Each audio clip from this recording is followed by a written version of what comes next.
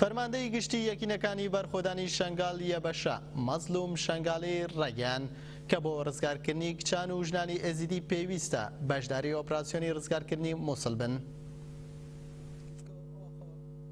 فەرماندەی گشتی هێزەکانی یەبەشە مەزلوم شنگالی دەربارەی ئۆپراسیۆنەکانی ڕزگارکردنەوەی مووسڵ ڕێگەیان بەرژەوەندی سیاسی و سەربازی هێزە بڕیادەرەکان بۆ دەستپێکردنەوەی ئۆپراسیۆنەکانی مووسڵ بۆتە هۆی درەنگکەوتنی ئۆپراسیۆنانە. وتیشی هێزەکانی دژە تیرۆری سەر بە حکوومەتی عێراق و حەشدی شعبی لەبەر ئەستیاری ئاینی و مەزهەبی لە دەرەوەی مووسڵ دەمێننەوە و دەرەوەی مووسڵ دەپارێزن. هێزەکانی پێشمەرگەش ناکەونە ناو شارەوە. ئەوەشی کە گرنگە بزانرێ ئەوەیە کە دەوڵەتی تورک دەستپێکردنەوەی ئۆپراسیۆنەکەی دواخستووە. مەزلوم شنگالی ڕوونیشی کردەوە هاتنی هێزەکانی دەرەوە بۆ ناو خاکی عێراق بە واتای داگیرکاری دێ. ئەگەر گەلانی ناوچەکە بۆ خۆیان بەشداری ئۆپراسیۆنەکە بن کێشەکانیان چارەسەر دەکەن چونکە ئەوان ئەو کارە لە سەر بنەمای برایەتی گەلان و نەتەوەی دیموکراتی دەکەن.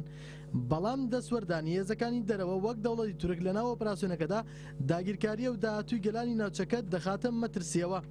شنگالی جەختیشی کردەوە بە مافی ڕەوای خۆیانی دەزانن کە تەواوی خاکی مووسڵ ڕزگار بکەن و بەشداریە ئۆپراسیۆنانە بن. شنگالی لە کۆتایی قسەکانیشدا ڕایگەیاند حکوومەتی ناوەندی یان هێزەکانی ناوچەکە بیانەوێتیان نا ئەوان ئەو ناوچانە لە دەست چەتەکانی داعش ڕزگار دەکەن. بۆ ئەو مەبەستەش پلان ڕێژی خۆیان کردووە و لە ئامادە باشیدان. هێزەکانی هاوپەیمانی یان هەر هێزێکی دیکە پێیان خۆش بێ ئامادەن پلانێکی هاوبەش بەیەکەوە داڕێژن و بە ڕێوەی بەرن.